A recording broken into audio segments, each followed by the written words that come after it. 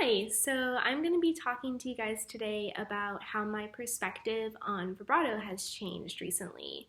Um, there are so many approaches to this technique, and so this is not the one right answer. I'm definitely still learning myself, but I just wanted to hopefully provide some tips and ways that you can approach your vibrato practice yourself.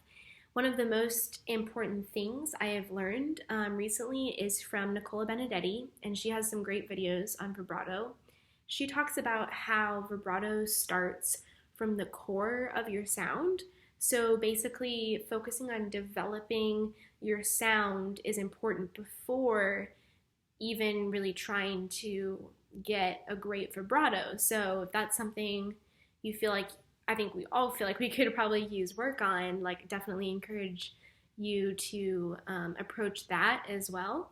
So I think this is just a good mindset to know that vibrato comes out of a natural developed sound that you have, and it's not what makes the good sound. So instead of starting with a perspective of, okay, vibrato is how I have a good sound, it's what enhances an already high quality sound on your instrument. So it'll improve your quality of sound for sure.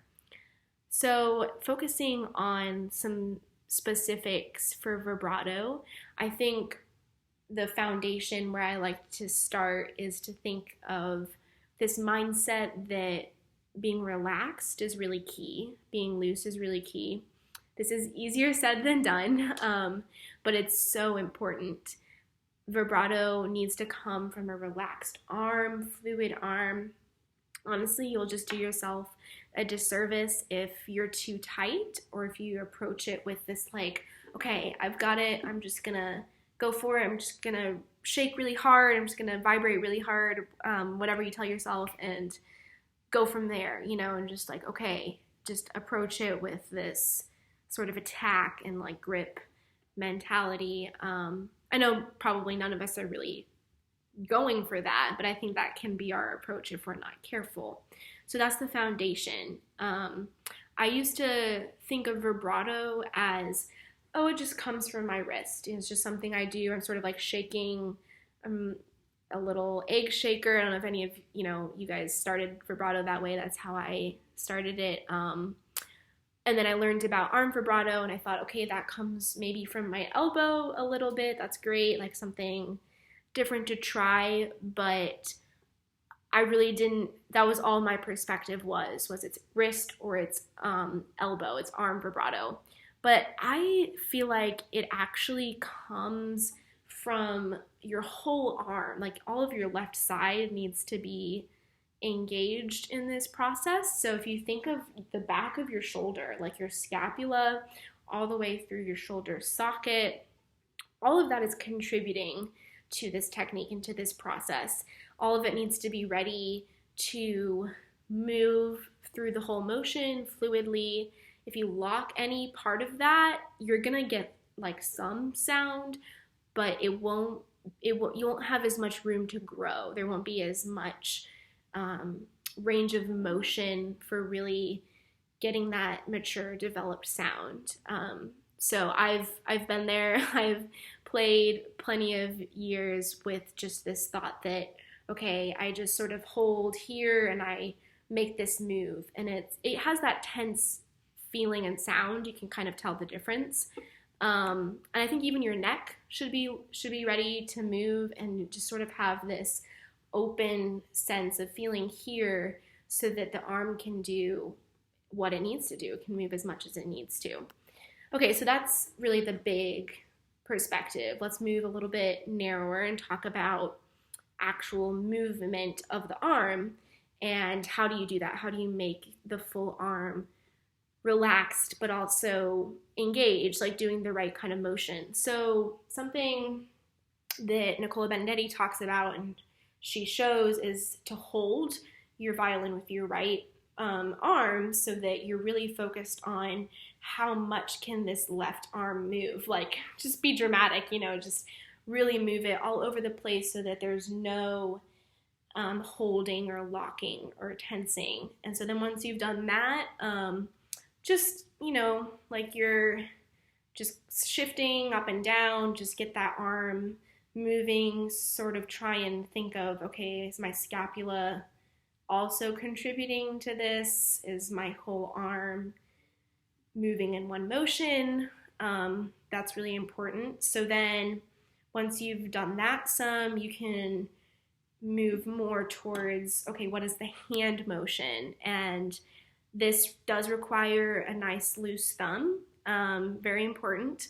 So we can then sort of do that flip and flop with our hand, and it's all one consistent feeling. It's not a stop and start and, sort of this jerk.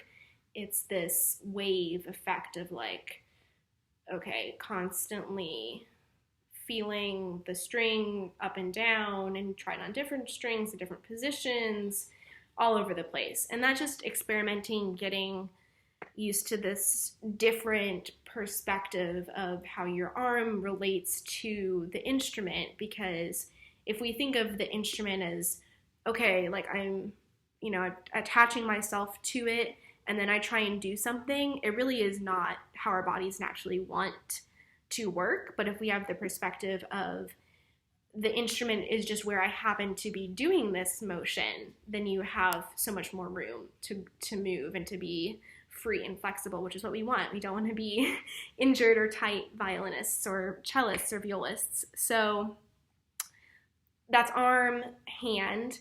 And then if we move into the fingers, I think sometimes we can have the perspective of, okay, it's on the pad or at the top of your finger, and I just really move it as fast as I can or as wide as I can. But we don't think of the knuckle. We don't think of the full finger. And that's something my professor has been opening my eyes to, is how much can you really like move that knuckle and have it engage and be moving as well and not locked and just wiggling it, if that makes sense. So that's hard to do. It's hard to know how to engage that knuckle. So what I suggest doing is second position, third position, fourth position, wherever you feel comfortable. You experiment in all positions if you want. But let's take second position on the A string with our second finger. And again, loose thumb. We're gonna think of moving the full knuckle back and up, back and up. And I don't know if you can see from this angle how it's just one, it's like a wave again. It's one full movement. It's not like I'm going back, collapsing back, and then up. It's all about just the consistent flow. So you can start very slow, and that's a great way to just get used to that feeling, because I think it can be kind of foreign. It was for me, for sure. And then gradually speed it up. So before I was doing 1, 2, 1, 2, and then you can do 1 and 2 and 1 and 2 and et cetera, until you really get comfortable with, okay, this is all still like a lot of room, this open feeling.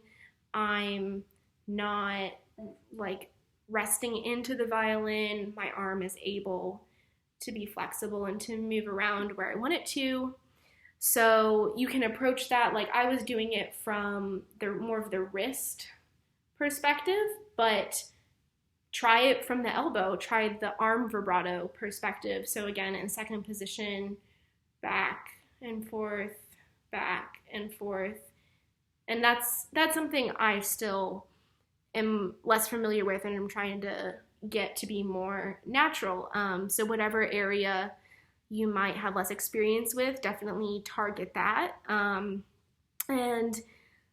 just keep an open mind. I think vibrato is a very long journey. It definitely is something that I should be doing every day, and there's always something I can learn. And like I said, there's great resources, great videos, so explore, check those out, see what advice your professor can give you or other musicians have been giving online, and just learn from that. And I hope some of these thoughts that I have help you. Don't be afraid to just get used to the instrument and trying new things and experimenting, and apply the bow to it a little bit. So if you're in second position and you've done sort of the slow arm or wrist back and forth, this is not supposed to sound beautiful, right? So far, I mean, we're just getting used to the motion. So then I'd add the bow.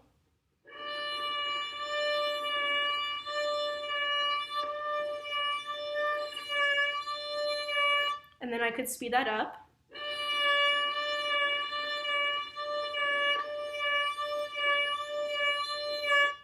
On different strings in different positions. So those are some things I've learned from my professor at Wheaton College, from different professional violinists, and I hope that helps you as you study this summer, and I hope you all have a great time learning with Credo.